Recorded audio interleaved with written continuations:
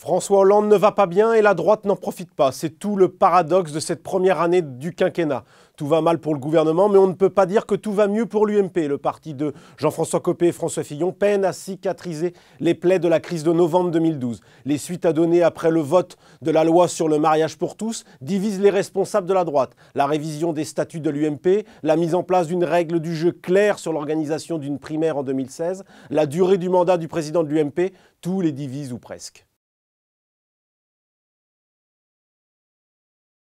Au lendemain du vote sur la loi autorisant le mariage et l'adoption pour les couples homosexuels, l'UMP ne sait pas si elle doit encore appeler à manifester. Elle ne sait pas non plus quelle attitude adopter en cas de retour au pouvoir. Il y a ceux, tels François Fillon et Jean-François Copé, qui veulent adapter la nouvelle loi. Il y a ceux qui veulent purement et simplement abroger le texte, comme Guillaume Pelletier ou Christine Boutin.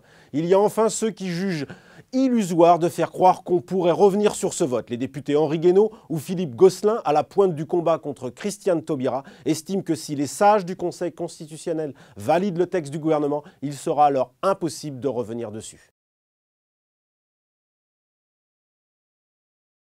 Autre dilemme pour l'UMP, quelle attitude tenir par rapport à la manifestation annoncée pour le 26 mai? François Fillon et François Baroin estiment que ce n'est pas le rôle d'un parti de gouvernement d'appeler à manifester, a fortiori quand une loi a été votée. Inversement, Jean-François Copé veut récupérer le succès de la manif contre le mariage pour tous et le transformer en un rassemblement contre la politique de François Hollande. Une perspective que Frigide Barjot, leader du mouvement, ne voit pas d'un bon œil. Véritable star des opposants au mariage pour tous, Frigide Barjot envisage même de présenter des candidats aux municipales l'année prochaine. De quoi inquiéter l'UMP qui court littéralement après ce mouvement de contestation qui s'est organisé et structuré sans elle.